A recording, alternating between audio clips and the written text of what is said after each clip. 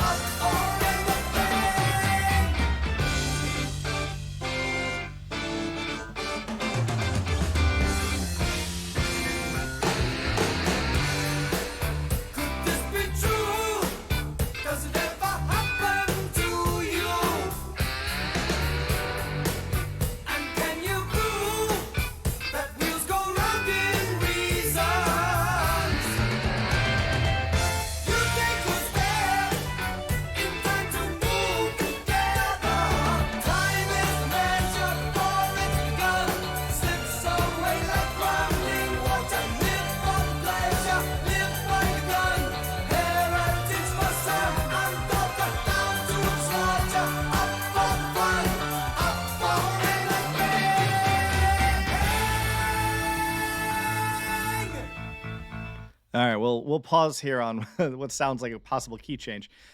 First of all, minute and 10-second intro. Okay. Solid intro. I'll give it that. The entire time I felt like I was watching what's that movie? Han Solo, but he's a robot and he hunts down other robots, but he doesn't know he's a robot. That's a movie? Obviously. It's in the future, and Han Solo is a robot, but doesn't know I he's know a robot, nothing. and he's hunting I down other know robots. nothing. And You're they not made talking it. about Han Solo. They Oh, you made mean it. the character who played Han Solo. Obviously, I'm terrible with actor names. I just name another character they played. That is how I function. Harrison Ford? Yeah, Harrison Ford, and he's a robot, and he hunts down other robots, but he doesn't know he's a robot. That's correct. I don't recall the name of that movie, but it sounds like I'm flying through that futuristic city that's like covered in like electric pyramids or whatever. I think it's probably the synthesizer. But that was my mindscape, the entire intro to that song. And I had a minute and 10 seconds to fully develop that mindscape. Gotcha. So far, I have some theories on what this song could be about, but I think I'll save them. Okay. Musically, I mean, I still feel like it sounds like pretty much every other Yes song. Wow. But I also don't. We'll shake you with that. I don't think that's a bad thing. It's still fun. So, all right, let's go.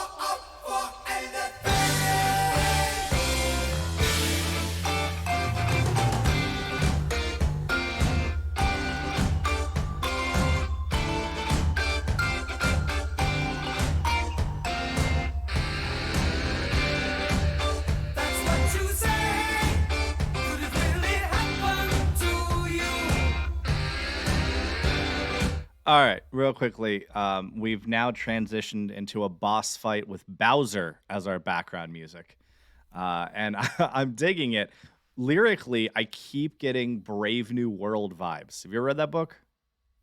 I don't think so, no. It's been around since, I want to say, like the 30s, so you've certainly had time. Uh, it's not a very long book, but I might go into it in a minute, but it's giving me Brave New World vibes. And I don't know if it's because it keeps saying the word brave or not, but the imagery as well of a bleak existence to a point. So, Okay. All right, here we go.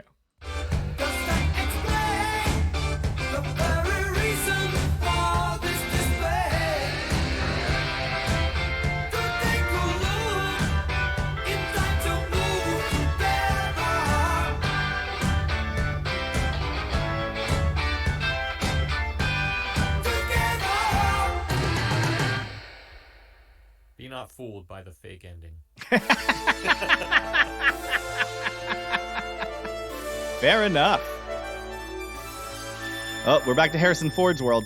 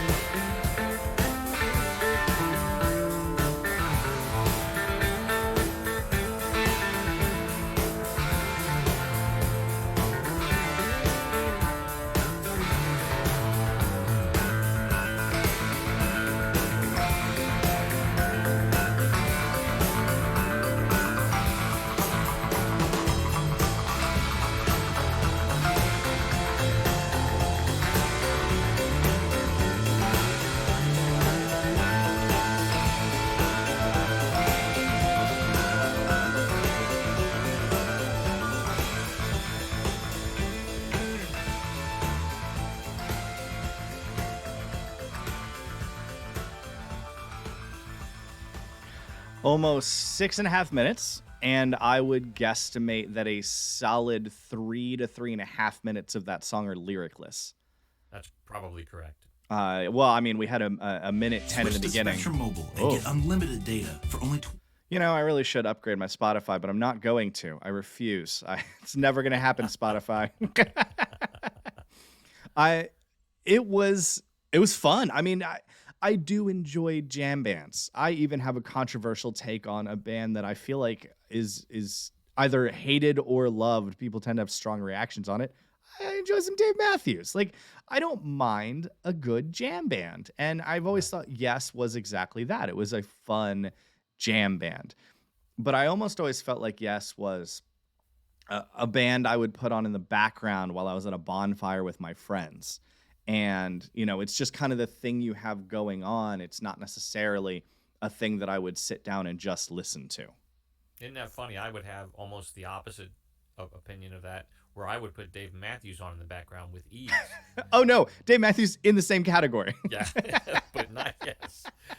Yes, you almost really, really need to listen to understand, to comprehend and grasp. So, yeah, so what's your literalist opinion of the meaning of the song?